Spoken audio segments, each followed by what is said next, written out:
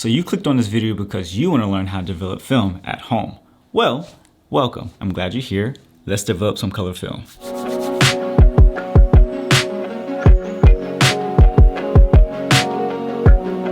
But wait, you're on the fence about whether or not to actually do this. Is it worth the investment? Do you have the time?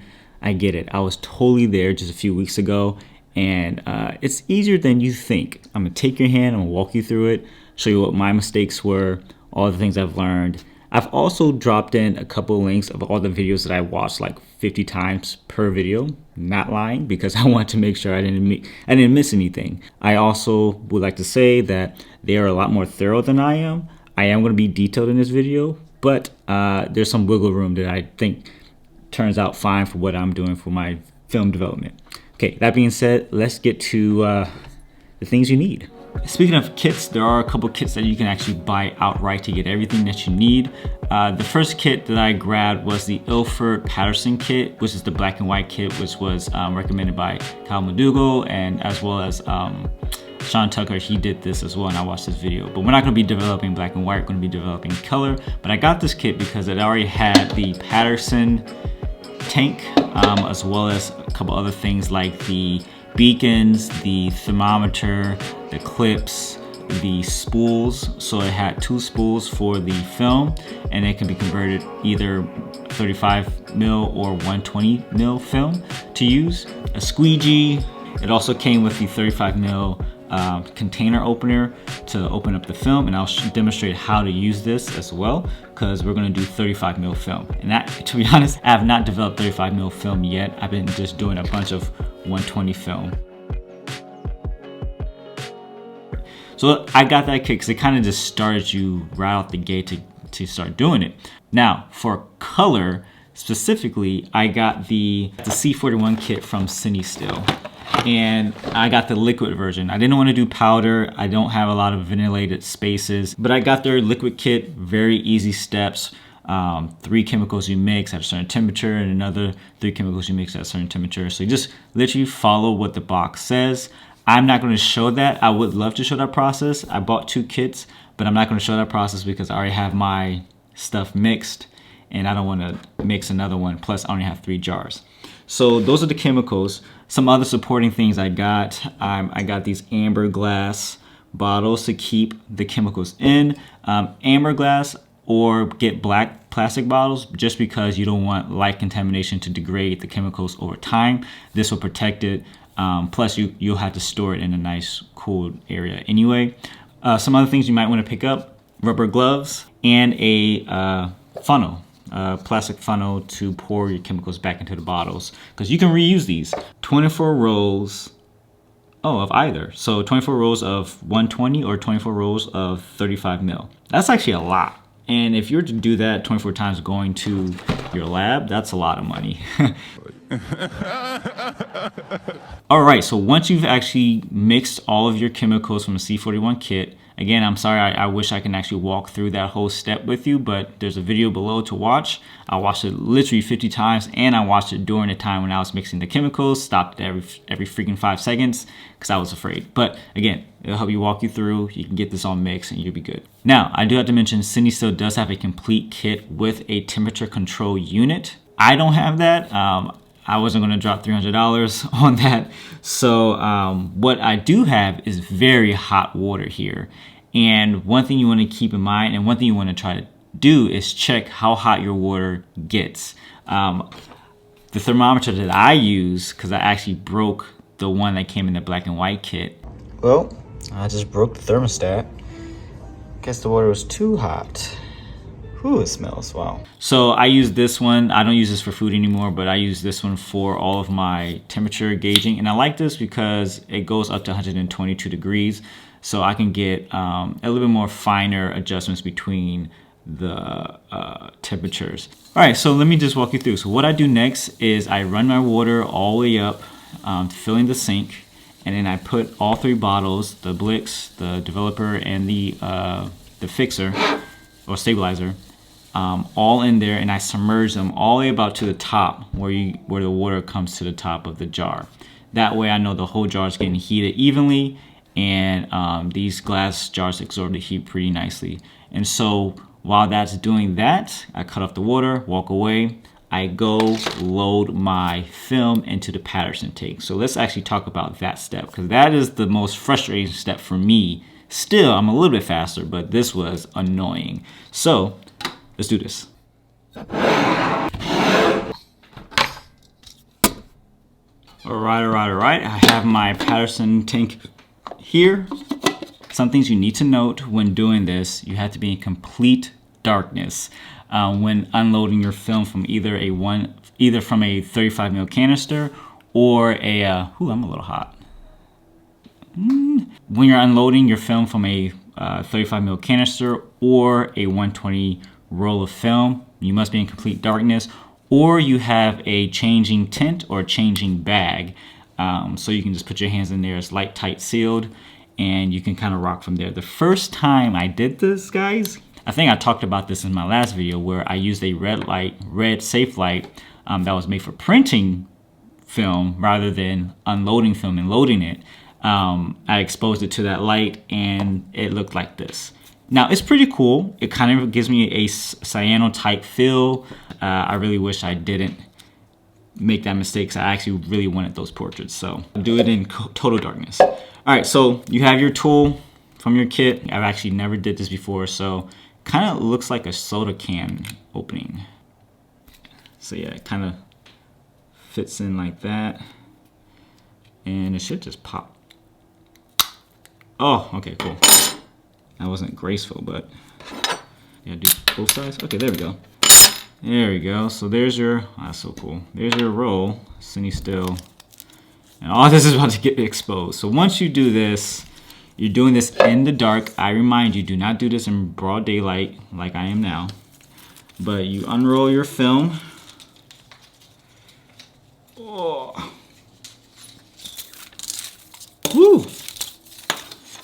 And make sure when you're doing this that your hands are clean, not greasy, anything like that, because it would show up on the film.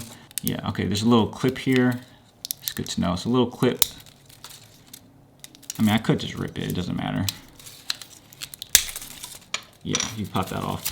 I've seen some people go ahead and trim the ends of the film so it can load easier into the reel itself. But see these little notches here? This is where the film slides in, and then once you get it to a point past this little ball head, it kind of secures it, and then you can start ratcheting it. So that's how you get the film in. You have to ratchet it all around. So let's try this. And remember, you're doing this in the dark. So take your time. I was panicking and freaking out, but you want to just take your time. Because as you're doing this, your chemicals are getting heated up. Okay, now I see why you want to cut this, because this little piece is a little weird. Go straight MacGyver. Go. Come on, score it one more time. There we go. All right. All right, so yeah, you do want to cut this off because it gets a little awkward. As you can see, there's going to be like a little ledge here. You can slowly start sliding this in, and then you get to that little ball point part, and that's going to help secure that film. So you can push it. I like to push it all the way till you kind of stops. So you're going to hit your first stopping point, and then now you just take it. Sorry if it's out of focus. Now you just take it and you ratchet, and it's just going to start moving it around. It's kind of hard to tell, but it's going around. Yeah, see, it's going around.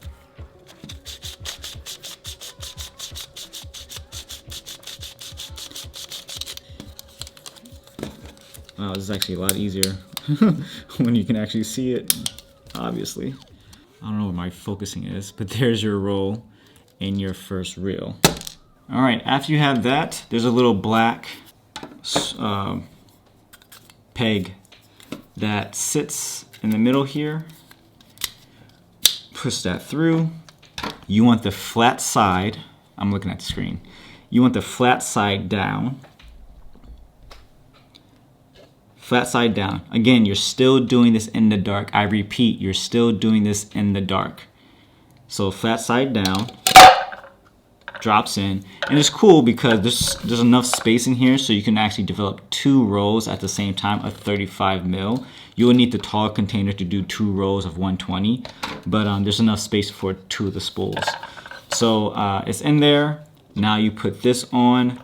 Once you drop it in, it's not ready yet. Make sure you kind of fiddle around with it until you hear it lock in. Did you hear that? Wait, that's not it. Locks in. Now you can turn on the light because it is sealed, so no light's going to get into here. So you are good to go to start your developing process. So let's go to the kitchen. All right, now we're in the kitchen. We are going to go through each and every step on this sheet. This is the processing color sheet that they give you in the box. But a few things we want to check off before we get started. Obviously, you want to have your chemicals all ready to go at the right temperature. Again, I don't have a temperature control unit. I'm using my extreme hot water that's in my sink. And yeah, so right now they're sitting about 105 degrees, which is fine because the temperature will drop. So you want to have your agitator, and we'll talk about that once I go through each step. But your agitator, your squeegee, for when you're done, this helps wipe off the water or the solution at the end. That, obviously, your film and your paterson tank. So, duh, your funnel. You want to have your funnel. Okay, so let's actually just go through the steps real quick. You get this in every CineStill box. I'm sure you get this with any C41 chemical box anyway. But step 1 is the optional pre-soak. I don't pre-soak. I'm going to experiment with pre-soaking if it makes a difference, but you don't have to. Step 2 is your developer. This is going to be for 3.5 minutes at 102 degrees Fahrenheit. And it says here to agitate for the first 10 seconds. So basically, you can get the chemicals in. This places right in, and there's a little notch, there's a little slip there. And then you grab it and you just agitate. Just go back and forth for the first 10 seconds. And then you leave it alone. That just helps get the chemicals in between all the layers around that spool for your 35 mil film. And then every 30 seconds, you want to do 4 inversions. So once you put your cap onto the paterson tank, and make sure it's sealed, because you don't want,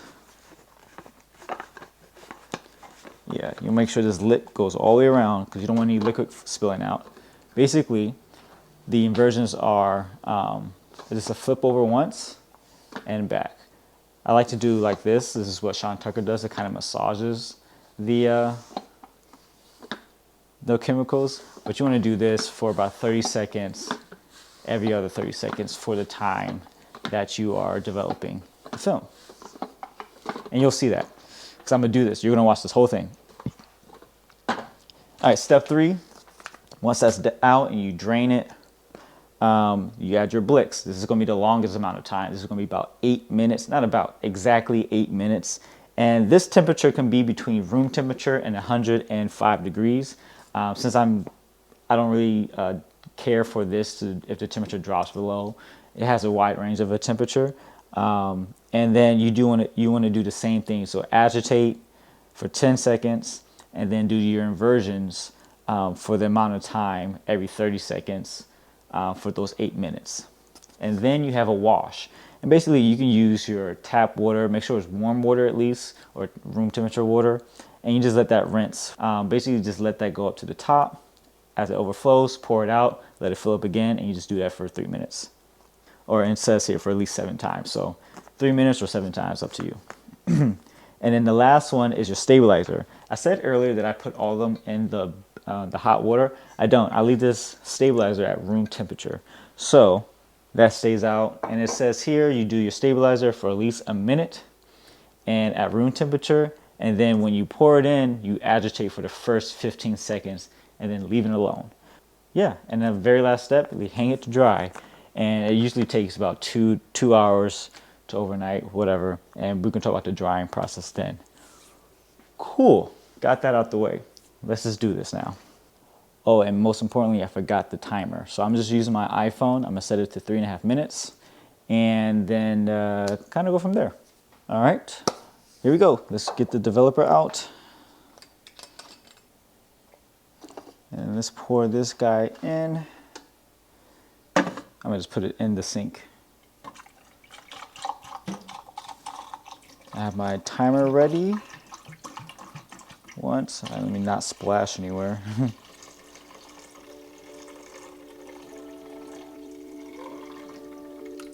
And start. First 10 seconds. And agitate, and we'll go back and forth a little bit. Put this over here. Let's put the top on. You're going to get a play-by-play as I talk and do this. Okay, and then we're about to hit our first 30 seconds. And then that's where we're going to do the inversions. So, just like that. So it's best to do this when you're completely alone, undisturbed. I like to put some music on. I'm actually just shut up, so let the music play right now.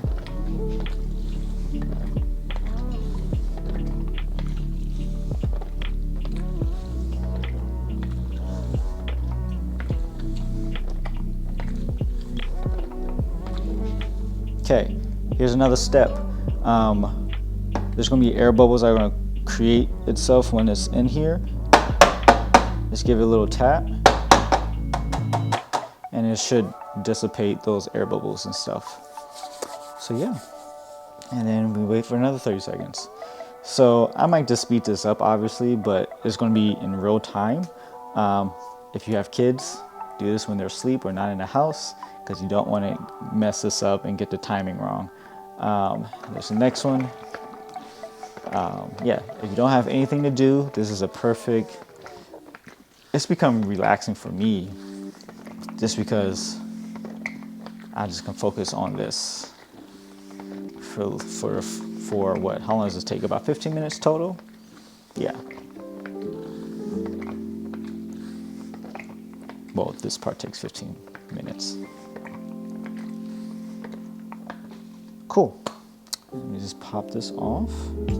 Now, this is where you want to have gloves. Let's see, that just happened. Okay, so that's done. Now we pour it back in.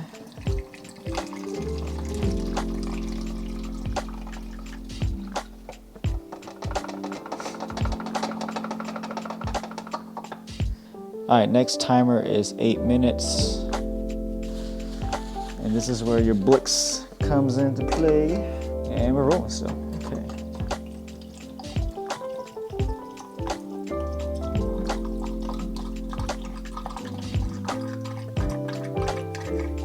Again, try not to splash. Is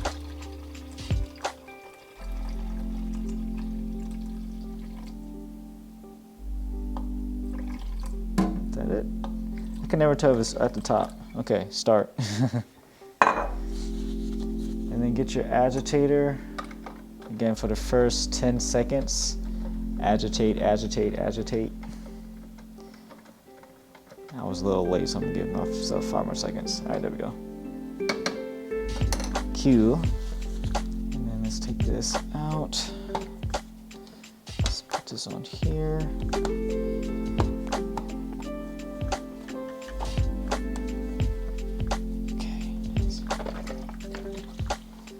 Same thing again, but we're doing it for 8 minutes now.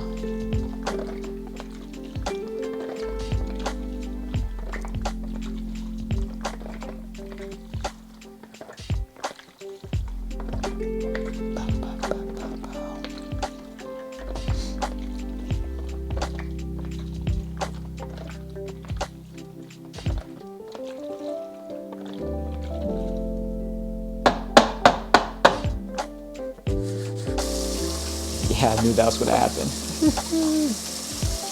Let's pour this bad boy back in here.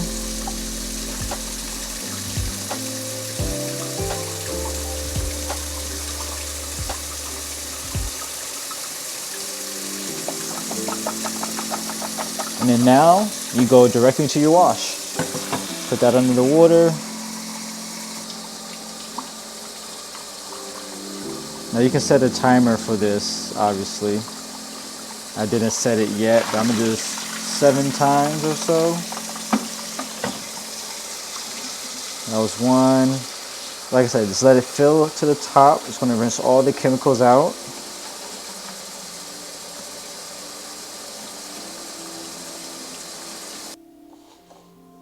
And 1 minute.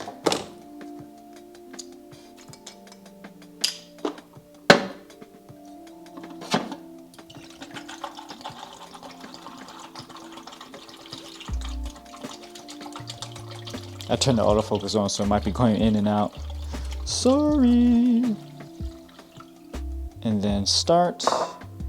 Get my agitator, and this is gonna go for 15 seconds. So at 45, we'll stop.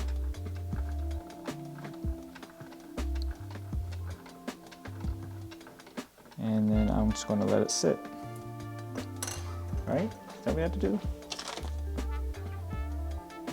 Yeah, let it sit. And then the moment of truth. We'll see if it actually came out. Let's see the magic happen.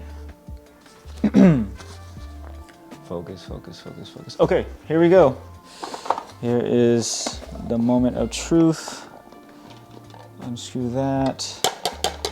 It looks like we have something. There's your spool.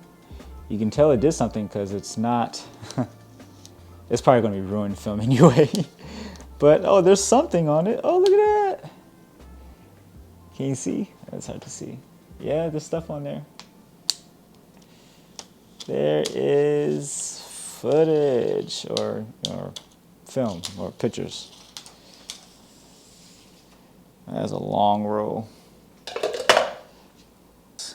Has like 2 prongs, and it just snaps right in. And so then now you take your squeegee.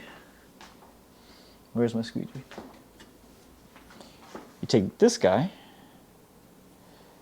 and then ever so gently, you don't want to pull it too hard.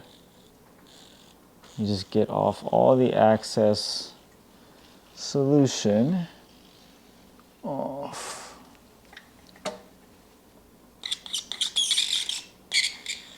There it is, y'all. There it is. So the last thing you want to do is let this dry. It's not going to be a fast time of drying, at least 2 hours or more. And put it in a room where there's not a lot of dust, because dust is the bane of film. But so I just normally just put it in my coat closet and let it hang. So let's do that and jump ahead, because we're going to talk a little bit about scanning. All right, y'all, I'm actually going to just wrap this video up. I know I just mentioned about doing some scans, but I think that's his own dedicated video. So if you guys want that, let me know in the comments below. Those who have watched this whole video, all 23 minutes, I appreciate you sticking through with this. If you want to learn this, I wanted to make this video very just open and honest and show a lot of the process rather than cutting it down. That was one of the things I was just kind of worried about. It's like, you know, how do I get the rhythm and timing and all that stuff? But anyway, I hope you enjoyed it. I hope you learned something from this. Make sure to like and comment and subscribe. Again, thank you to all 500,000 subscribers that we have. We really appreciate you all. And keep shooting, keep creating. All right, y'all. Joshua out. Peace.